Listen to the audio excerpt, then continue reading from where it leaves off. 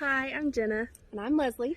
and our family serves here at Calvary campus in Letcher County. And we'd like to tell you a little bit of our family story and the things that God has shown us the past few years. So, going into 2020 and the start of the pandemic, our family was at a crossroads. A long period of ministry had just ended, and we weren't sure what we were supposed to do next. We were trying to be patient and wait for God's guidance, which, as we all know, is never as easy as it sounds. During this time, the four of us committed to a small group study at our church. And as we went through the class together, we became drawn to the story of Abraham. Even though we had heard the story over and over, we thought we knew it, this time we found something new. It really struck us for the first time that Abraham, when God called him, he left behind everything he knew and went to a place he didn't know at all. In fact, he didn't even know where he was going. He had to let God guide every step. So just as we were finishing up this study and trying to wrap our minds around everything that God was showing us, we got a call from our good friend Paul at Calvary. We had been coming here on mission for 10 years, so we already knew it and loved it.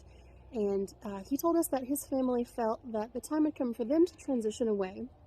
And furthermore, he felt that God was telling him that our family should take up the ministry at Calvary campus. And to say the least, we were shocked. At first, all we could see were the negatives. We knew that there would be a lot of difficult decisions to make and that the transition would not be an easy one. But we kept coming back to the undeniable sense that we were experiencing a calling. And again, we thought about Abraham. Hebrews 11 verses 8 through 10 say, "By faith, Abraham, when he was called, obeyed and went out to a place he was going to receive an inheritance. He went out not knowing where he was going. By faith, he stayed as a foreigner in the land of promise, living in tents with Isaac and Jacob, co-heirs of the same promise. For he was looking forward to the city that has foundations, whose architect and builder is God." These verses and this passage showed us that to be guided by God means to have faith in his timing. This passage became our family's mission statement. And just as Abraham didn't know where he was going, just as we didn't know the details, we knew that God was calling us to step out on faith and that our response must be a step of faith. Each day since we accepted this call, we have lived step by step, one act of faith at a time.